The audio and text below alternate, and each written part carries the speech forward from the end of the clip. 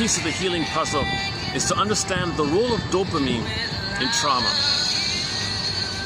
Okay, so when there's trauma, we have the unconscious hope for the fulfillment of old unfulfilled needs. So the old need was for safety with the mother, so we can have a developmental process, to have our identity, to have our golden ball. That's missing. You repeat for that. Repetition compulsion means you're transferring the past to the present.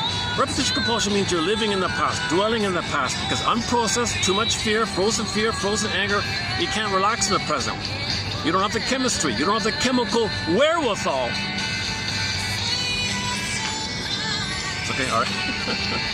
We don't have the chemical wherewithal to enjoy and love in the present. You're missing the chemical wherewithal to enjoy the present and love in the present. Because in trauma, the set points are too low. See, we're repeating to correct these set points. That's Janoff's take on repetition compulsion. I really like his definition of repetition compulsion. You repeat to correct the set points. That's as simple as it gets, really. That's the simplest of the hundreds of definitions of repetition compulsion.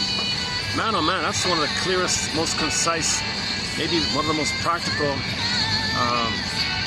conceptions of repetition compulsion. So Paul B. Russell is our key author on repetition compulsion. We posted a good 7 or 8 videos on his work. Recently, about a month ago, we posted 4, and a couple of years ago, we posted another 4, let's say. So Paul B. Russell is our main authority on repetition compulsion. So the compulsion, or this madness, got to get out of the pain. We feel this unconscious pain. Okay, the drive or the compulsion is all the baby's life force, all of his energy, all of his desire, his craving, attachment striving, attachment hunger, attachment craving, love hunger, affect hunger. Mother, where are you? That's the only thing on the baby's agenda, is to connect with the mother. He'd be a goner with no mother. He's got to survive first. He's got to feel safe and resume his development. He couldn't resume his development because he wasn't safe. So he's dealing with the safety issue. His whole life is a jungle mentality now. So people with jungle slogans in their mind, people with jungle attitudes in their mind, that's code for trauma during this time. That's code that mother failed them, didn't nurse them and hold them. And maybe when she delivered, the back was on them.